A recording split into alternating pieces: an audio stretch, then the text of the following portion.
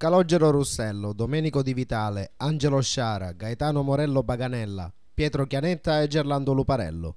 Questi 6 cittadini iscritti nelle liste elettorali di Favara che hanno presentato ricorso al TAR Sicilia circa la validità del decreto dell'assessore regionale alle autonomie locali Caterina Chinnici di indizione dei comizi elettorali.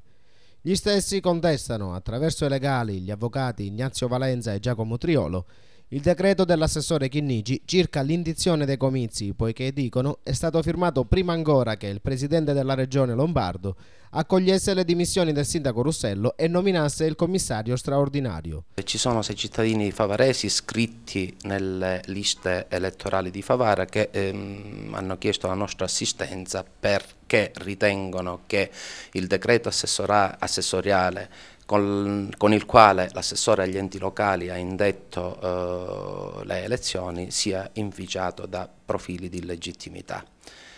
Noi già abbiamo predisposto il ricorso, riteniamo che ci siano i presupposti per che venga dichiarato illegittimo il decreto emesso dall'assessore e abbiamo già provveduto alla notifica. Penso che già l'assessorato regionale e probabilmente anche in data odierna il Comune di Favara riceverà il nostro ricorso. Dopodiché provvederemo a depositarlo e abbiamo chiesto ovviamente la sospensione dell'efficacia del decreto stesso, quindi ci sarà l'udienza con il quale il TAR andrà a discutere sull'istanza cautelare da noi richiesta. Il ricorso era stato depositato ieri alle ore 13:20 da un avvocato palermitano che, su delega dei suoi colleghi agrigentini, gli avvocati Giacomo Triolo e Ignazio Valenza, si è recato presso gli uffici di via Butera 6, dove ha sede il Tribunale Amministrativo Regionale. Noi già ieri sera avevamo contattato direttamente chi ha firmato il decreto di indizione dei comizi elettorali, ovvero l'assessore regionale alle autonomie locali Caterina Chinnici.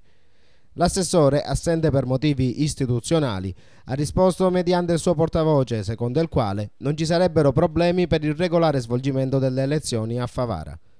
Da Palermo ci hanno detto che il decreto di indizione dei comizi elettorali è stato firmato nei tempi previsti dalla legge ed è questo il documento che conta.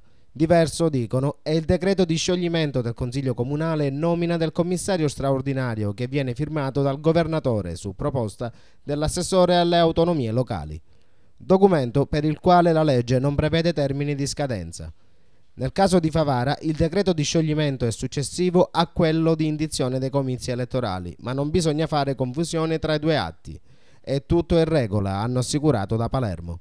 Noi siamo andati a spulciare il decreto assessoriale numero 96 firmato dalla Chinnici ed abbiamo vagliato attentamente tutti i passaggi dal momento delle dimissioni del sindaco fino all'inserimento della città di Favara tra i comuni che andranno al voto il 29 e 30 maggio prossimi. Nell'ultimo visto è scritto che si deve includere il comune di Favara nella tornata elettorale amministrativa del 29 maggio-12 giugno 2011, seppure nelle more dell'emissione del decreto di presa d'atto della cessazione della carica del sindaco per dimissioni e nomina del commissario straordinario. Secondo i legali Valenza e Triolo, invece, le dimissioni di Russello ed il relativo commissariamento del comune dovevano essere già approvati dal presidente della regione prima dell'emissione del decreto della Chinnici. Intanto, a breve, il ricorso dovrà essere notificato a tutti gli enti interessati al procedimento. È come dire, con un paragone azzardato, che prima un cittadino viene processato e poi il pubblico ministero inizia a fare le indagini. È evidente che manca il presupposto per il quale potesse essere emesso il decreto assessoriale, in quanto mancava appunto il propedeutico decreto del Presidente della Regione con il quale si prendeva atto della dimissione del sindaco di Favara. Diceva che è una procedura ordinaria, quindi che tempi si prospettano? Ma guardi, i tempi sono quelli che ci darà il TAR. Noi al momento del deposito penso faremo in tempi strettissimi, il TAR ci indicherà la data in cui tratterà la sospensiva.